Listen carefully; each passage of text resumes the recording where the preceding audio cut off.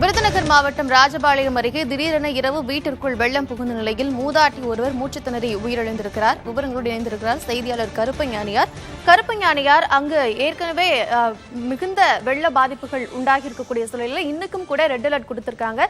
ஆனா அங்கு மூச்சுத்திணறி மூதாட்டி ஒருவர் உயிரிழந்திருக்கிறார். அந்த பகுதியில் வெள்ளம் வரும் ஏற்கனவே எச்சரிக்கை விடுக்கப்படலையா? அங்க இருக்கக்கூடிய மக்களை பாதுகாப்பான இடங்களுக்கு கொண்டு போகலையா? அந்த மூதாட்டி தற்பொழுது அவருடைய உடல் மீட்கப்பட்டதா? விவரம்.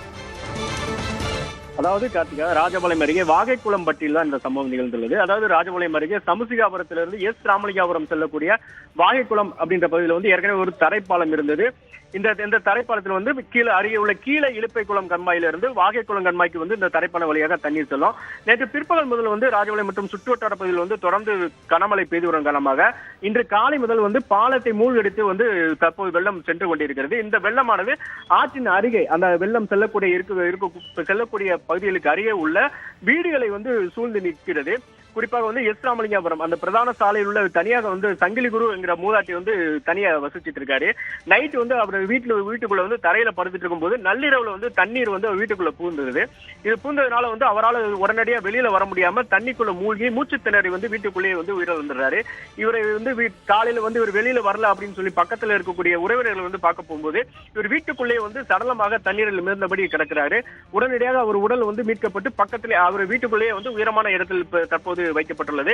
இது போக அதே ஊர்ல கணவனை இழந்து தனியா வசித்து வந்த பூரணம், பேச்சியம்மல், அப்புறம் பூமிநாதன் ஆகியோரின் வீடுகள் 3 பேருடைய வீடுகள் சுவர் இடிந்து இப்ப தற்போது வசிப்பதற்கு இடமின்றி அருகே உள்ள உறவினர் வீட்டில் தங்கி இருக்கிறாங்க.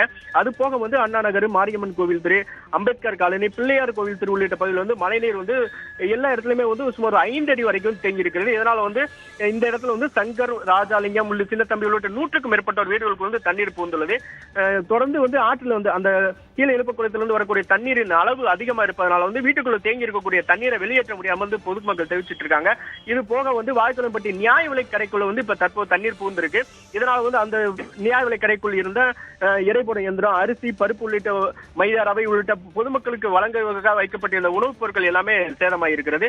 ஏற்கனவே இதே இடத்துல தரைப்பாலம் சேதமாயிருந்தாலும் புதிய தரைப்பாலம் கட்டும் பணிகள் நடைபெற்று இருக்கு.